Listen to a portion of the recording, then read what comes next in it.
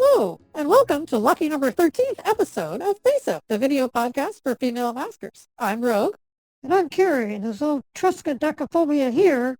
Well, 13 has always been a lucky number for me. I turned 13 on a Friday the 13th. It was just last year, too. I didn't know that.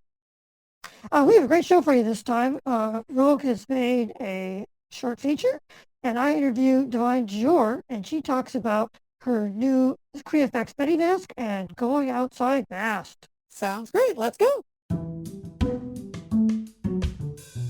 We begin each podcast with a catch-up on what we've been up to recently that we call Fess Up. So, Carrie, how was your summer?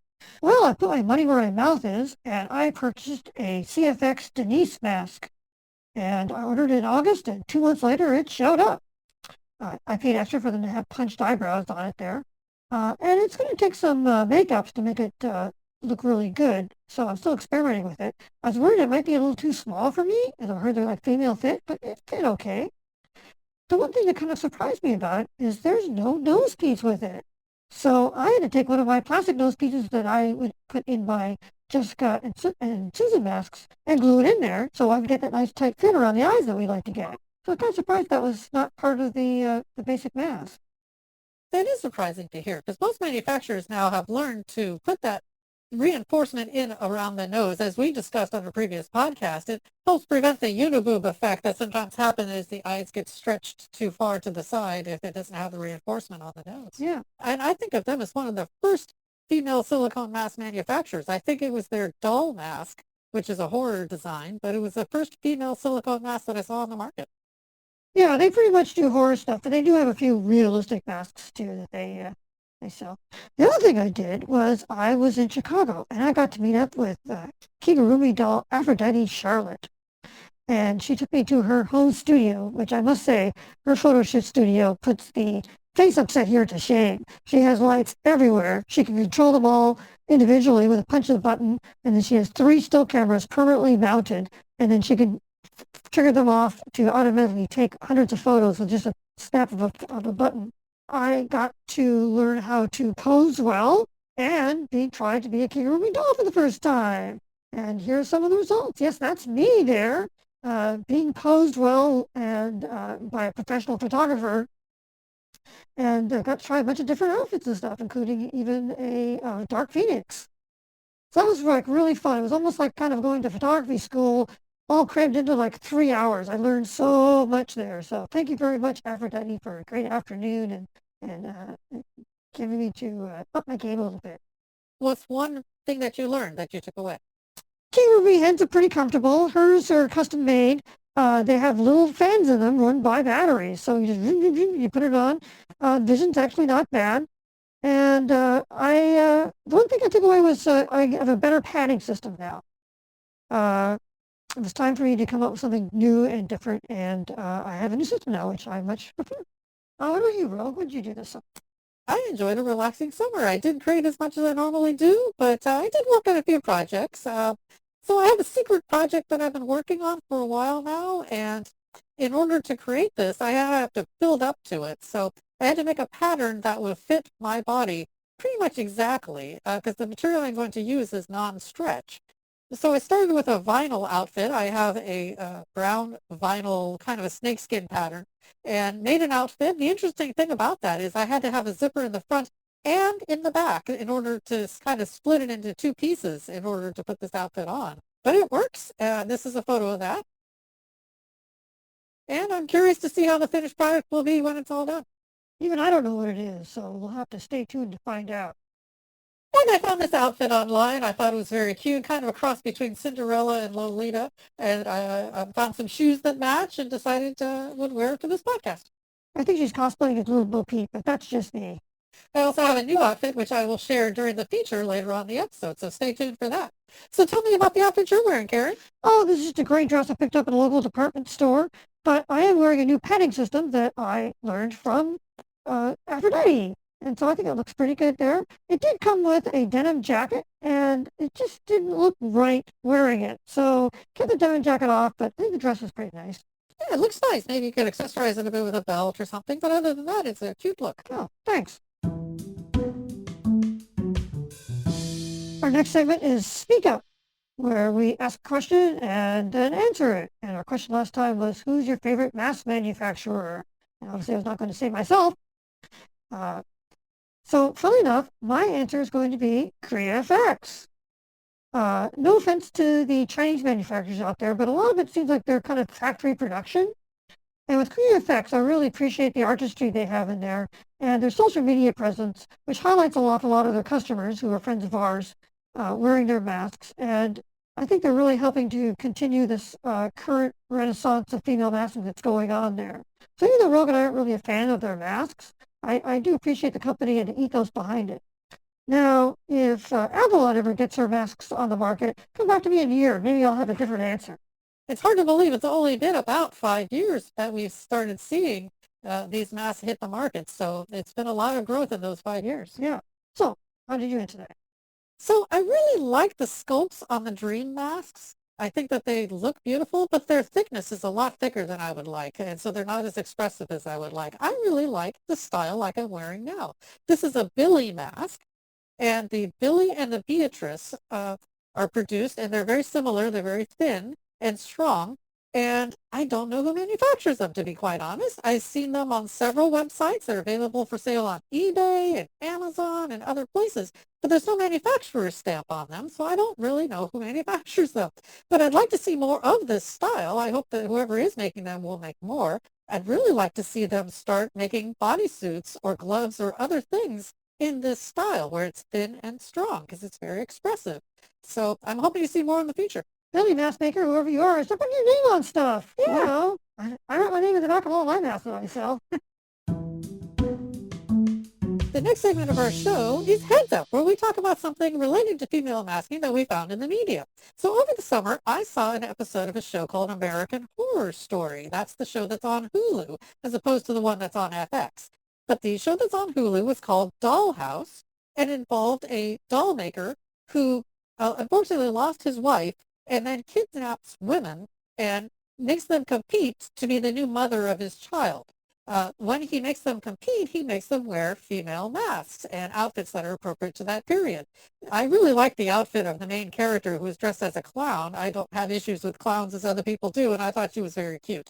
But by the end of the episode, the winner of the series gets encased in a complete bodysuit to be a living doll. Now, biologically, that doesn't work. You can't encase a human being for a long period of time and expect them to live. So, unfortunately, it is definitely requires suspension of disbelief. But it's a fantasy show. Interestingly, the actress who wore the prosthetic was clearly wearing a silicone prosthetic based on how it moved, and she moved wearing it. But when she was released from that, it was made to look like it was porcelain, like it broke away. So it's a bit incongruous there. But I still enjoyed the episode. I would recommend it if you like female masks. Check it out. Well, Phil, what did you see this time, Carrie? Well, you might remember back in episode 10, we talked about Die Insider, a German documentary series, and they had people wearing masks on the show. Well, they're back. And this time they're doing a takedown of a German grocery chain called Lidl. And once again, they have employees in disguise wearing masks and wigs talking about various shenanigans going on at this chain. So you'd asked me last time whether or not you thought this trend would continue. I haven't seen anybody other than Die Insider doing it, but clearly that is going to be the way that they are going to put their presenters on the air wearing masks and wigs. Fantastic to see that they must have had some ratings success with the first episode, and so now they're coming back and doing it again. Maybe we'll see more in the future. The last thing I wanted to discuss is we were actually discussed on another YouTube video. It was quite interesting. There's a type of subculture out there called the Companion Doll Network.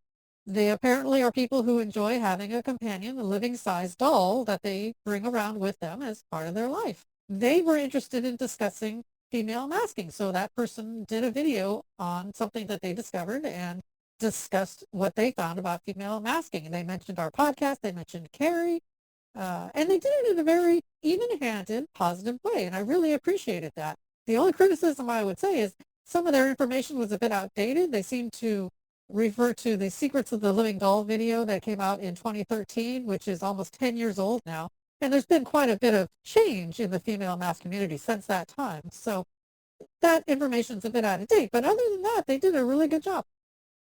Yeah, it was very interesting to see us kind of from an outside perspective there, especially from another subculture that often gets stereotyped in the media or people are just like, you're freaks.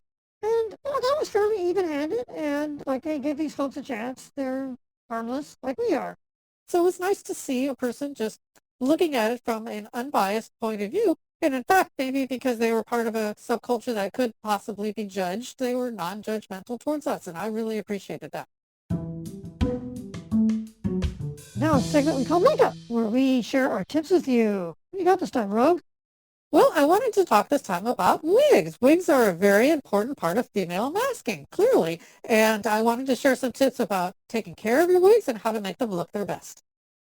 I own over 50 wigs. In order to keep track of my wigs and take care of them, I developed some techniques which I wanted to share with you.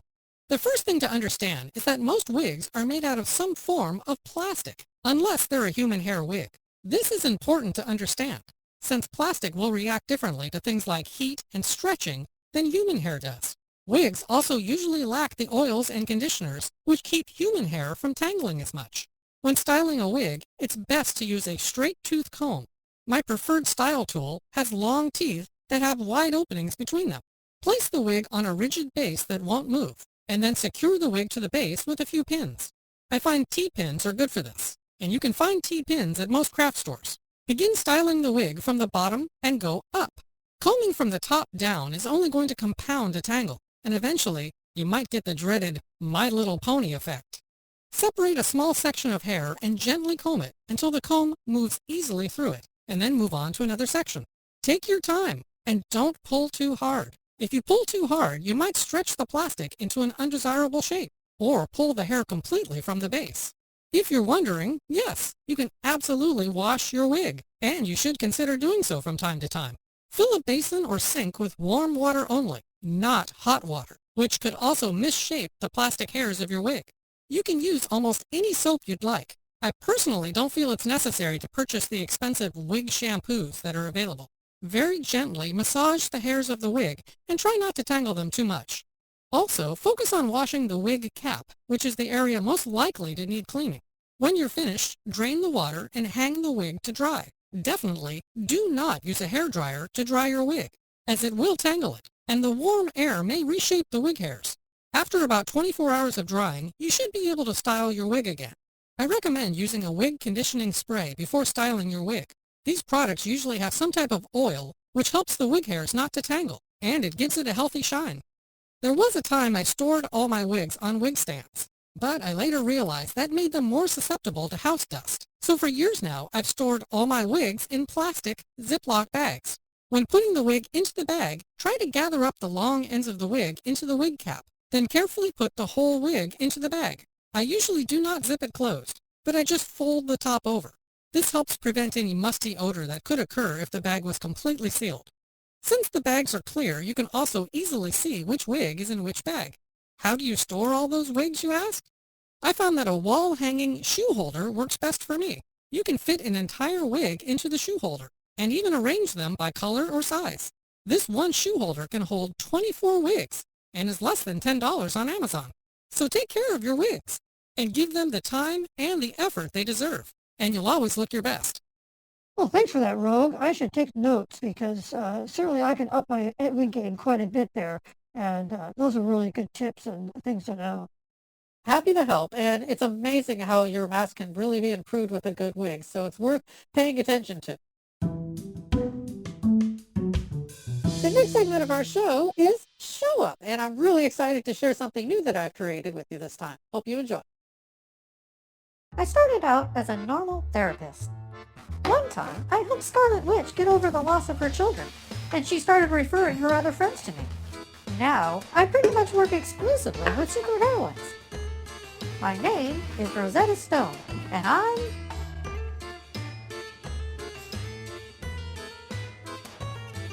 It's true, my job can sometimes be a bit dangerous. But I'm actually older than my cousin Kal-El.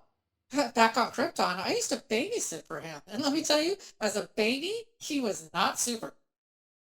But everyone refers to him as Superman, and I'm just Supergirl, like I'm his junior sidekick or something. Tell me how that makes you feel. Sometimes I get so angry I could just explode. Sorry about that. That's okay. I'll add it to your bill. I will admit, having access to superheroines does have its advantages. Everyone's afraid of me. They think I'm the one that led the secret invasion of Earth. But it wasn't me. It was Veranki, this Skrull who made herself look like me. Tell me, how does that make you feel? It's like people don't even want to know the truth anymore. You know what I mean? It's like it doesn't matter. They'd rather believe a lie that fits their worldview. Spider-Man good, Spider-Woman evil. Ooh, that reminds me. Do you know Spider-Man? Could you give me his autograph? It's for, a friend.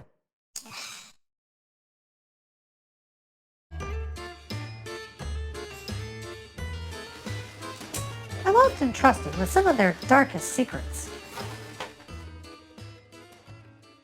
So there was this guy Steve that I really liked. But he died saving the world. Many years later, I was holding onto a wishing stone and I wished for Steve to come back. And he did, but in the body of a different man. And I had sex with him. So I had sex with a stranger who will never know what happened to him. Does this make me a bad person? As your therapist, I'd recommend that you not do that again. Diana?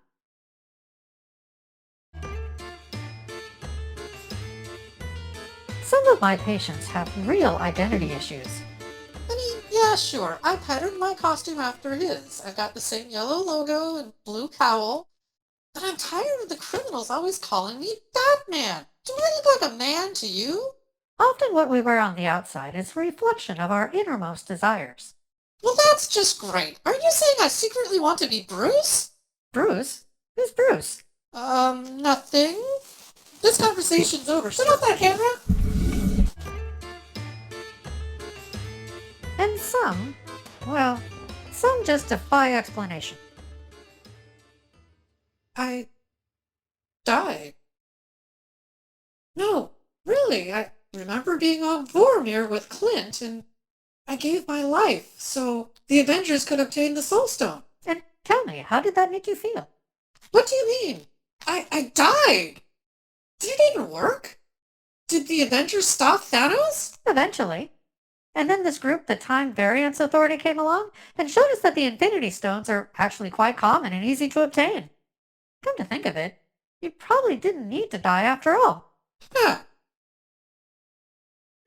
Some heroines are just beyond my ability to help. What that, Doc? Nope. Oh, come on. I'm proud of the work that I do, so they can continue to do the work that they do. If you have a problem, if no one else can help, and if you can find me, maybe you can hire...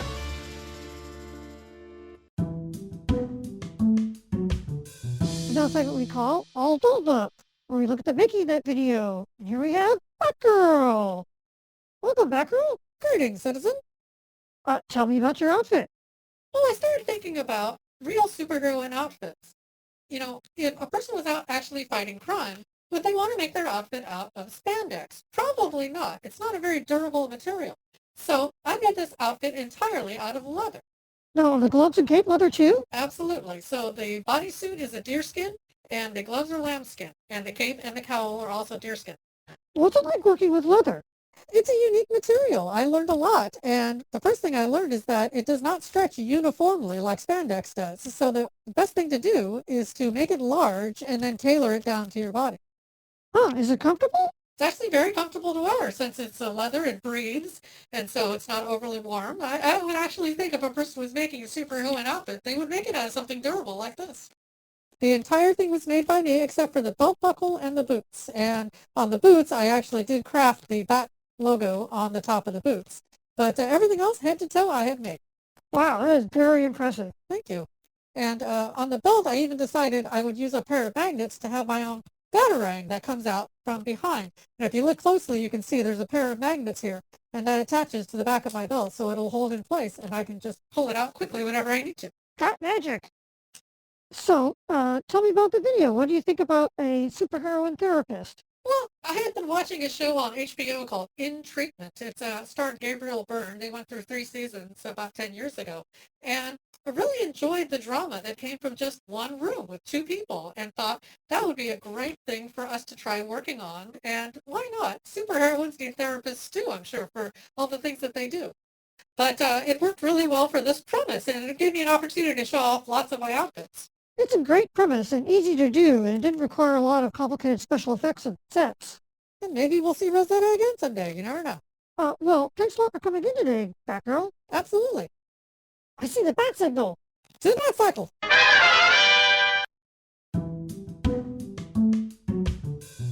And now it's time for Talk Up, where we interview a member of the female masking community. And this time, Carrie spoke with Divine Du Jour. Hi, Divine. Welcome to our show. How did you get into masking? Hi, hi viewers. Nice to be here. Yeah.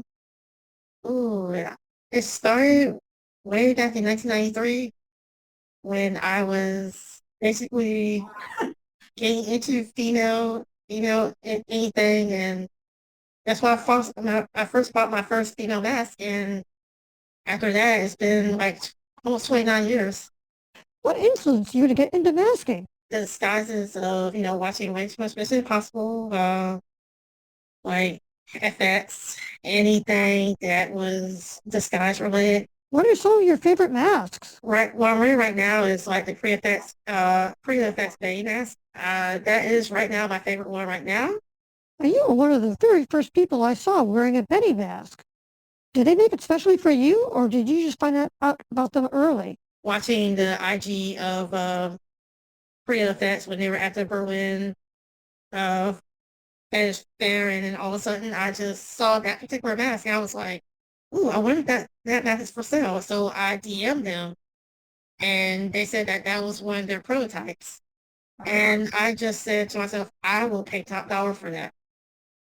And so they gave me a generous price for it, and here we are. This is the first one that they sent me, because right now I have two, and I'm about to get a third one. So this is why I love this mask, because it's so light, but it's still a little bit thicker than all the other pre-effects masks. You go out in public a lot. What's that like? Oh, that's the greatest thing you can ever do right there. Like, I always told myself, if you ever do your makeup, always test that in public. And so masking is no exception. Like, I love doing that. I go to different states and actually, go out, dress up, and just have a ball. For people that are like interested in doing that, and I suggest they do that. If it'll change your life. What kind of reactions do you get? Mainly, I try to blend in with the crowd because I wear like regular clothes, but at the same time, not much of a reaction. You may have some that are saying like, "Oh, nice skirt," or like nice hair, or anything like that. They don't think about this right here. So you're black, but you wear white masks and black masks. What do you think about people who wear masks that are different skin tone than they are? I invite it. I love it. You see, in this world, you cannot be too, how should I put it, too politically correct. If you like what you like, that's what you like. If a Caucasian wanted to be black, I love that, actually. What is your favorite thing about masking? Mainly the hair, mainly the face, because I get to put on my makeup, which takes like about an hour to 2 hours for me to do, because I like to take my time to do it. But mainly the look of being a different person, and walking out and just becoming somebody totally different than who I am. So what's been your favorite masking experience? Meeting new people, and basically, if they if they want to come and come into my world and be masked together, that is the greatest experience also. Among that, going out in public. Is there anything else you'd like to say? Basically, if you like what you do it. If you have fears of going out in public and asking, spread those fears and just go out nasty. That's all you gotta do. Like, you don't have to live in fear in that type of situation. Just go with it. Let your imagination run wild in whatever you do in the art of masking. Well, thank you very much for being on our show. Thank you so much, Gary. Thank you. Thank you for having me. Well, thank you, Divine, for that interview. One thing I'd like to mention, Divine said, just go out there and have fun. And I agree, but also be safe. Be careful. There are still some areas of this world where if you go out dressed as we do, you could be potentially putting yourself in danger. So I recommend going out with another person. It's a lot more fun as well. But the other person could be in normal clothes or in costume. But you're less likely to be bothered if you have another person with you. So I highly recommend that. And just always use common sense. Absolutely. And if you'd like to be interviewed on a future show, drop us a line and we'll consider it. Of course, we can do it over the internet. You don't need to travel anywhere to appear on our show. Well, time flies, and it's time to wrap up another episode of Face Up. And Carrie, I've got a joke for you. What's your joke, Rogue? What's the worst part about eating a clock? I don't know. It's time consuming. Ugh, what a dad joke. But thank you for joining us. We love having you here. And if you would like to leave a comment below, let us know what you like about the episode or what you'd like to see in a future episode. We really would love to hear from you. And if you're interested in a latex female mask, please visit my website, maskon.com, where I've been selling them since 1996. Believe it or not, we've been doing this podcast now for 5 years. They lasted longer than Star Trek. This is probably the last podcast for us for this year, but we'll be back next year with more episodes of Face Up. Happy holidays. Thanks for watching. Bye-bye.